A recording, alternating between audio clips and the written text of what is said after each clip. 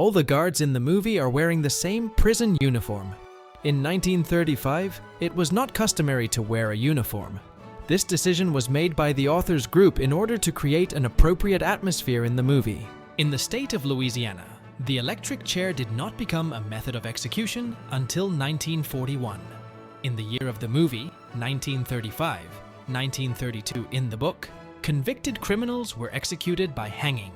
In fact, Michael Clarke Duncan, who played the role of good-natured, dark-skinned prisoner John Coffey, was exactly the same height as actor David Morse, Brutus Howell. Moreover, he was even shorter than actor James Cromwell, who played the role of the warden by almost 5 centimeters. In order to create such his growth, were used special camera angles and other techniques. It had to be quite a lot of sophistication. Producers for a long time could not find an actor for the role of John Coffey. Bruce Willis advised them actor Michael Clarke Duncan, with whom he starred in Armageddon. When Stephen King came to the set, the actor Tom Hanks always preferred to stay in character so that the author could understand whether the choice was right. Once Stephen King suggested that Tom sit on the old Sparky, so in the states of Arkansas, Connecticut, Florida, Georgia, Illinois, Kentucky, Nebraska, New York, Ohio, Oklahoma, South Carolina, Texas, Virginia, and West Virginia, called the electric chair. Interestingly, New Jersey, Pennsylvania, and Tennessee called it Old Smoky. Tom refused, saying it would violate prison discipline. If you believe Stephen King himself, who has been screened an incredible number of times, he considers this movie to be the single most faithful adaptation of his work. At the beginning of filming, it was decided that Tom Hanks would play the old Paul Edgecombe. But after numerous attempts makeup artists to make him old, it became clear that he looks too young. That's why for this role was invited Dabbs Greers.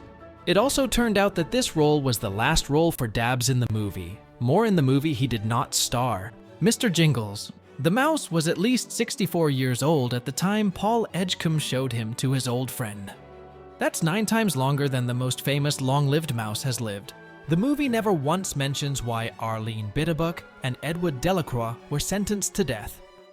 According to the novel on which the movie is based, Delacroix is an arsonist, rapist, and murderer, while Bitterbuck killed a man over a pair of shoes. Michael Clarke Duncan was very uncomfortable when filming a scene in which he had to grab Tom Hanks between his legs. The moment could not be filmed because the emotions turned out to be very peculiar and did not convey the moment. In the end, Tom went out for a few minutes from the set and filming began again.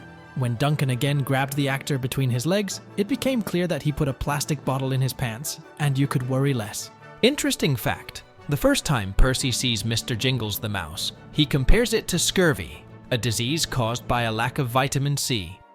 Although it has been proven that mice have a gene that actively synthesizes this vital vitamin.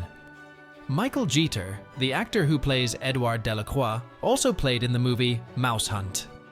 There, the mouse, on the contrary, tried to destroy in every possible way. Stephen King personally attended the premiere with his wife Tabitha. Based on the book, the action takes place in 1932. The time period for the movie was deliberately shifted to 1935 so that it could use the movie The Cylinder, the most famous musical comedy in the United States, directed by Mark Sendrich. The fourth movie Fred Astaire and Ginger Rogers made together. It was in this movie that the song Cheek to Cheek was first performed. The episode with this song was quoted many times in later movies, including The Purple Rose of Cairo. Actor Doug Hutchinson, who played the role of Percy, was given incredibly squeaky shoes to wear for the movie. This was done so that he could really annoy everyone filming with him with his presence. The actor said that he was even pleased that this happened. In the movie itself, you can hear how much his shoes squeak. The music that plays over the loudspeakers in the nursing home that old Paul is in is the same tune that was in the movie One Flew Over the Cuckoo's Nest. Back then, it was listened to by a nurse during therapy.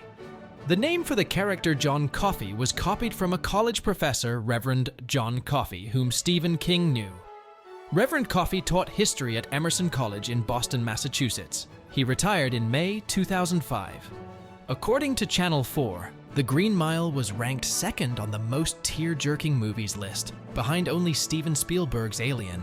Of all the Stephen King adaptations, this movie is the only one to break the $100 million mark at the US box office. When Stephen King once came to the set, He was offered to sit in the electric chair at full hookup. He agreed with interest, but after being fully plugged in, he asked that everything be quickly removed, reporting that he was very uncomfortable, though rather harsher words were used. According to the book, the character Percy was 21 years old. Actor Doug Hutchison was 39 years old at the time of filming. He lied to director Frank Darabont that he was a little over 30 inches and got the part. Later, it played a cruel joke on him when he tried out for the role of an older character for the movie Salton Sea. Then, the director said he needed older actors, and was very surprised when Doug showed him his driver's license with his age on it. In addition, greatly surprised, and Frank Darabont, who acted as a producer of this film and only then realized that he was tricked.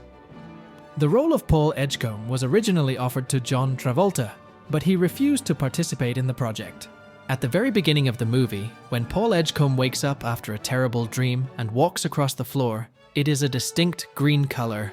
This is a direct allusion to the Green Mile that suicide bombers walk. When Paul and Brutus take John Coffey outside, he says, "Look, it's Caddy, riding in a chariot of fire." In this case meaning Cassiopeia, that's how she was depicted. In the moment when John Coffey visits Melinda Moore's, she gives him the St. Christopher Medal. In Catholicism, St. Christopher is known as the patron saint of travelers. John Coffey described himself as a wanderer, and he, as well as Coffey, died a martyr.